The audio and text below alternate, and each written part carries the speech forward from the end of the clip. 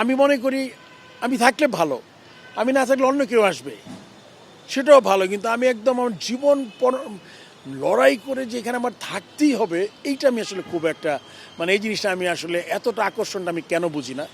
অবশ্যই আমি চাই, আমি যেই মনে করেন আমার জীবনের 40 বছর যদি ক্রিকেটে যায়, আমার বয়স 60 হলো। সো আপনি দেখেন আমি আমার জীবনের ম্যাক্সিমামটা দিয়েছি স্পোর্টসে। সো এটা তো আসলে আমি পড়াশোনা করলে হয়তো বা এতদিনে একটা সেক্রেটারি হয়ে রিটায়ার করতাম। আমি ম্যাট্রিক ইন্টারমিডিয়েট খুব ভালো রেজাল্ট করেছি, ইন্টারমিডিয়েট স্ট্যান্ড করেছি, তারপর আপনার ঢাকা ইউনিভার্সিটি পাবলিক ইউনিভার্সিটিতে পাশ করেছি, মাস্টার্স করেছি, তারপরে এমফিলও করেছি, পরীক্ষাটা দিই না আর কি, থিসিসটা জমা দেওয়া হয়নি। So maximum. সো আমার মনে হয় যদি খেলোয়াড় না হতাম তাহলে হয়তো আমি কোনো সরকারি আমলা হয়তো হতাম।